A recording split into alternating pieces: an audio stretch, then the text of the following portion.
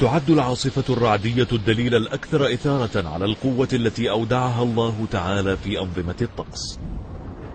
يمكن للتيارات العنيفة داخل بعض أنواع الغيوم توليد طاقة تعادل الطاقة المنبعثة عن 10 قنابل ذرية.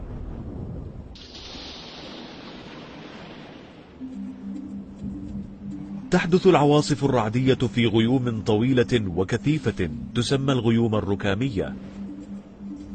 تحتوي هذه الغيوم على بلايين الجسيمات التي تحملها التيارات الداخلية باتجاه الأعلى والأسفل. تتشكل بلورات جليدية في قاعدة الغيمة وتحمل إلى الأعلى. تهبط حبات البرد الأثقل التي تتشكل في الأعلى إلى الأسفل، وفي أثناء حركتها باتجاهات متعاكسة تصطدم هذه الجسيمات مع بعضها بعضا وتصبح مشحونة كهربائيا. هذه الجسيمات المشحونة هي التي تسبب حدوث الرعد والبرق. لذا عند توافر عدد كاف من هذه التضاغطات والتخلخلات ينشأ فرق جهد كبير بين الطبقات المشحونة بشحنة موجبة وتلك المشحونة بشحنة سالبة، يكفي لحدوث عملية تفريغ كهربائي. تسمى هذه العملية البرق الداخلي، وهو أحد أشكال البرق الكثيرة، ولكن يحدث أكثرها إثارة عندما تنتقل الشحنات الكهربائية بين الغيمة والأرض.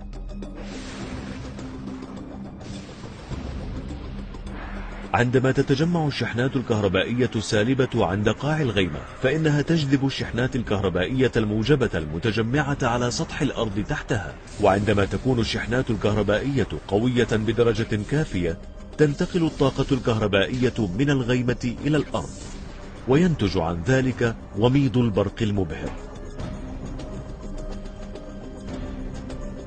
وتكون كمية الطاقة الهائلة فيه مذهلة.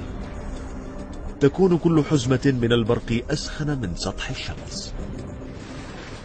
ترافق حدوث البرق حرارة ترفع من درجة حرارة البيئة المحيطة إلى 30,000 درجة سلسيوس، مما يؤدي إلى تمدد سريع للهواء يسبب صوت الرعد. وبما أن الضوء ينتقل بسرعة أكبر من الصوت، فإننا نرى البرق غالبا قبل أن نسمع صوت الرعد.